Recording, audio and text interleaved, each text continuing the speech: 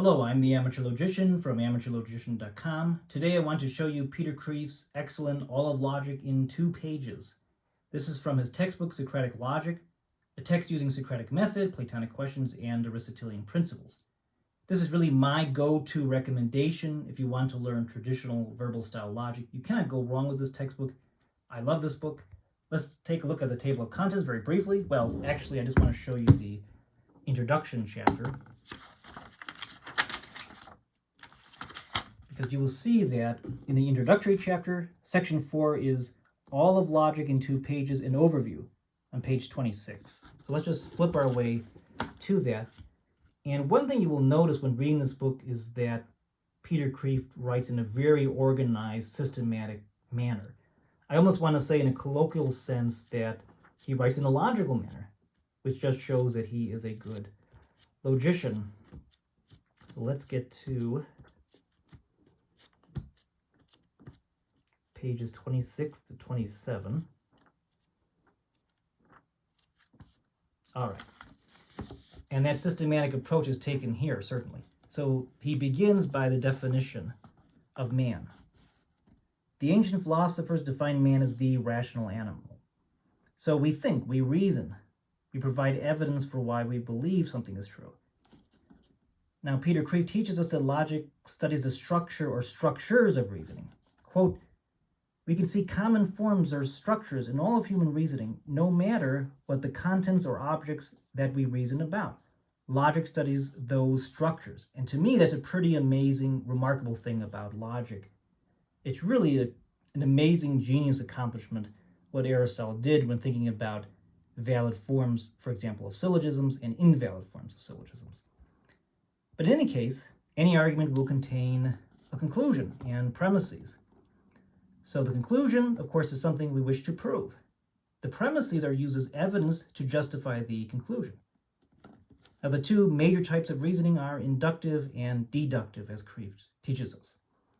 So induction moves from more particular premises to a more universal or general conclusion.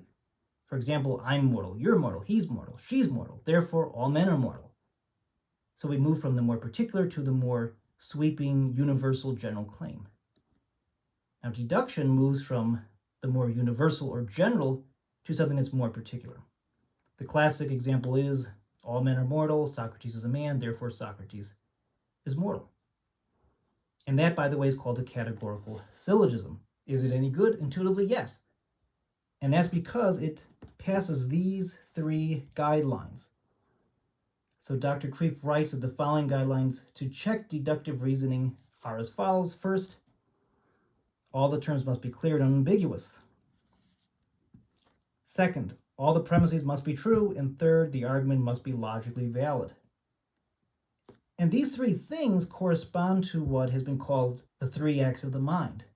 So first, there's simple apprehension. That's when we form concepts and terms. And second, there's judgment. That's when we form propositions, when we evaluate a proposition as being true or false. And then third, we have reasoning or inference. So when evaluating an argument, we should be using those 3 acts of the mind. Are our terms clear and unambiguous? Are the premises all true? And is the argument actually valid?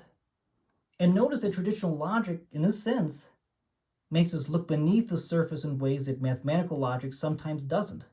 That's partly why I think that it's not clear that mathematical logic is all around superior to traditional logic. So Peter Kreeft writes that in order to disagree with any conclusion, you must show that there is either 1, an ambiguous term, 2, a false premise, or 3, a logical fallacy in the argument, such that the conclusion does not necessarily follow from the premises. So this is his All of Logic in 2 pages. And if you're interested in this stuff, I highly recommend you purchase this book. You can also visit my website, amateurlogician.com, where I provide a lot of resources on this. I also have a newsletter where you can stay up to date on my various projects concerning logic and more. I hope this video has been helpful to you, and good luck in your adventures.